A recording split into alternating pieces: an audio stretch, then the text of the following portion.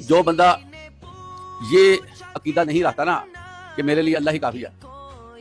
وہ بندہ دنیا کی حرکتوں کی وجہ سے نا جیتے جی مر جاتا ہے، یہ میں آپ کو بتاؤں۔ اور بہت سے لوگ جو خودکشی کرتے ہیں اور ڈپریشن میں چلے جاتے ہیں اور ڈسٹرب رہتے ہیں ذہنی طور پر، وہ کیوں رہتے ہیں کہ وہ دنیا والوں پہ ڈیپینڈ کرتے ہیں۔ فلاں کا نیگیٹو ایٹیچیوڈ، فلاں کا رف ایٹیچیوڈ، فلاں کی بدتمیزی، فلاں کا مس بیہیو، فلاں نے میرے ساتھ یہ کر دیا، فلاں نے میرے ساتھ وہ کر دیا، فلاں نے مجھے ایسے بلایا۔ عزیز طلبہ، یہ ساری چیزیں بندے کو ڈپریشن میں لاتی ہیں، ساری چیزوں سے بندہ فیڈ اپ ہوتا ہے، کنفیوز ہو جاتا ہے، بندہ کہتا ہے اس سے بہتر میں مر جاؤں، مجھے لوگ تنگ کرتے ہیں۔ تو عزیز طلبہ، یہ تنگی صرف ہمارے جیسے لوگوں کو نہیں آتی، نبیوں کو بھی تنگی آئی ہے۔ نبی 950 سال تک لگ رہے ہیں لوگوں کو باتیں کرتے ہیں، لوگوں سے تانے سنتے ہوئے 950 سال تک تانے سنے حضرت نوح علیہ السلام نے۔ اور اسی طرح بہت سے نبی آئے ہیں جنہوں نے اتنی مشقت کیا، اس کا تصور عام بندہ کر نہیں سکتا، لیکن لوگوں نے ان کو پیچھے کر دیا اور کہہ دیا نہیں ہم نہیں مان لاتے، ہم نہیں مانتے۔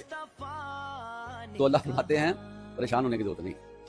تم کہو میرے لیے اللہ کافی ہے اور میرا اس پر ایمان ہے، میں اس پہ توکل کرتا ہوں، میں سارا ڈیپینڈ اس پہ کرتا ہوں۔ عزیز طلبہ، قرآن مجید میں آتا ہے کہ اللہ سے بڑا سہارا کوئی نہیں، جس نے اللہ کا سہارا تھام لیا اس نے سارا کچھ تھام لیا۔ اب دنیا ساری منہ موڑ لینا تو بندے کو وری نہیں کرنا چاہیے، ہوئے کیا ہوگا، میرے رشتے دار ادھر ہو گئے، مجھے لفٹ کراتے ہیں، مجھے فلاں نہیں ملتا، میرے ساتھ کو بیٹھنا پسند نہیں کرتا، مجھے پیچھے رکھتے ہیں، مجھے اچھی نظروں سے نہیں دیکھتے۔ دفع کرو ان لوگوں کو جو تمہیں اچھے نظروں دیکھتے، تم اللہ سے لو لگاؤ، اللہ کے ساتھ روابط استوار کر لو، تمہیں کسی رشتے دار کی ضرورت نہیں رہے۔ کیوں پریشان ہوتے ہو جب اسی کائنات کا مالک، جس کی کائنات کا نہ شروع سے پتہ ہے نہ آخر کا پتہ ہے، جس کے معاملات کا اندازہ نہیں ہے کتنے بڑے ہیں، اور یار اگر وہ ہمیں مل رہا ہے، وہ کہتا ہے مجھ پہ ڈیپینڈ کر لو، تو ہمیں ضرورت کیا پریشان ہونے۔